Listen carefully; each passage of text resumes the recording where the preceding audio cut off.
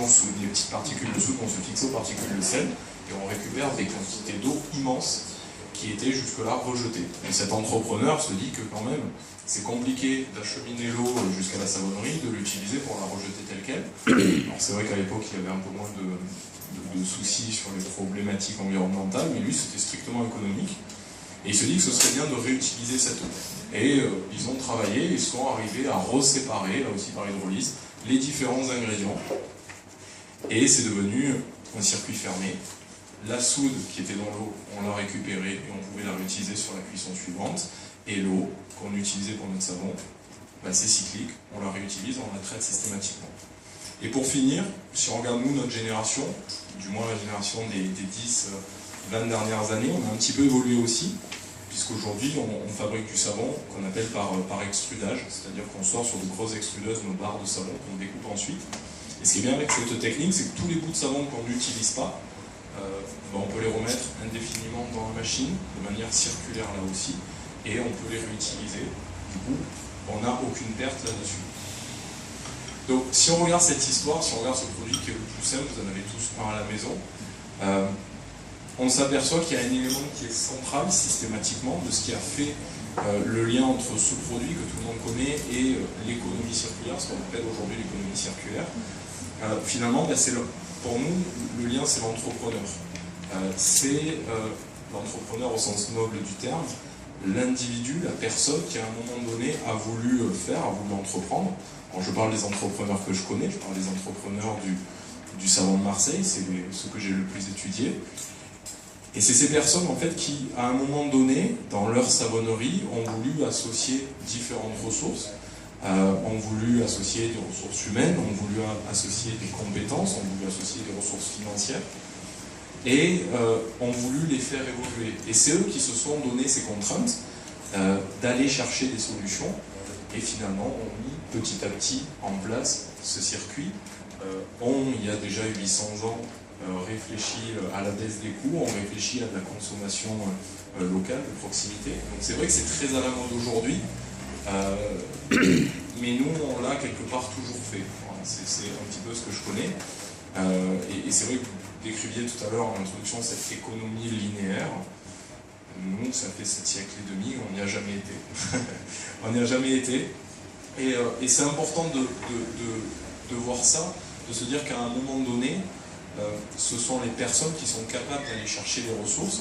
Alors c'est bien qu'il y ait des projets, c'est bien qu'on donne un statut et un nom à ces processus et ces procédés, mais ces processus, ils sont vieux comme le monde. Moi j'en trouve sur mon métier, je suis persuadé que si on regarde autour de nous, il y en a énormément aussi. Alors aujourd'hui on a un nom dessus, on en parle, on communique dessus, on le market, c'est bien, j'ai rien contre, mais je suis persuadé que c'est vieux comme le monde. Et pour moi, ce qui est essentiel, et je le redis, c'est vraiment les personnes, les entrepreneurs. Je ne parle pas de chef d'entreprise, je parle vraiment d'entrepreneurs, les gens qui font, qui cherchent, qui associent les ressources, qui se mettent des contraintes pour ça. Je pense que ce sont eux, ce sont ces personnages-là qui sont vraiment moteurs dans ces processus et dans ces processus circulaires. Finalement, l'économie, elle est naturellement cyclique, elle est naturellement circulaire. Pour avoir un débat sur l'économie linéaire ou pas, pour moi l'économie elle est assez naturellement finalement circulaire, et c'est à nous de consommer avec cette manière circulaire. Pour ce qui est de l'élu local, je suis effectivement un jeune élu local, je travaille depuis quelques mois effectivement avec la nouvelle équipe de la municipalité sur Aix. Je m'occupe de différentes délégations, de la vie étudiante, un petit peu tout ce qui est université, vie étudiante, insertion professionnelle. Et je m'occupe beaucoup également de la politique de la ville, donc c'est tout ce qui est politique prioritaire dans les quartiers prioritaires d'Aix. J'apprends énormément, c'est très différent de ce que je vis au quotidien quand j'arrive le matin à 7h sur ma machine pour faire du savon. Ce sont des mentalités, des raisonnements, des façons de faire qui sont très différentes, mais extrêmement intéressantes pour l'entrepreneur que je suis. Et vous me posiez la question en introduction de qu'est-ce qu'un élu local aujourd'hui peut faire pour promouvoir l'économie circulaire. Élu local, élu national, élu de manière générale, je pense que la seule chose qu'il y a à faire, c'est de former et d'informer Je pense qu'effectivement, on doit permettre à l'information de circuler, on doit pouvoir former les personnes. Je ne pense pas qu'on doit faire plus. Je pense que ce serait une erreur du législateur et de l'élu d'essayer de l'imposer, d'essayer d'imposer par la force l'économie circulaire aux acteurs, aux entreprises, aux entrepreneurs, aux consommateurs.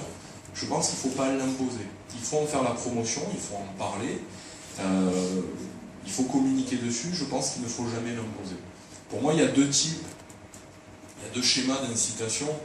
Il y a soit on va à tout prix l'imposer, on va vraiment sur l'incitation positive, c'est-à-dire qu'on va aller contraindre les acteurs, et c'est juste bon pour les rebuter et que ce soit un échec cuisant, ou alors on choisit, c'est ce que je défends, c'est la vision que je défends, une approche plus pédagogique avec une vraie incitation positive, on trouve des éléments motivants, on parle d'entreprise peut-être rémunérant, on crée vraiment l'incitation positive pour inciter les gens, les individus, les acteurs associatifs, les citoyens, les consommateurs, les entreprises, les entrepreneurs, à aller vers de l'économie circulaire.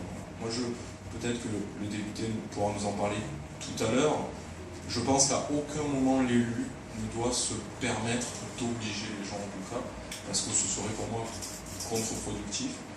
Et c'est à partir du moment où on met une barrière et qu'on impose que les gens vont sans doute essayer de la contourner. Donc, je ne pense pas, au niveau de la municipalité, comme du territoire, comme au niveau national, qu'il faille imposer.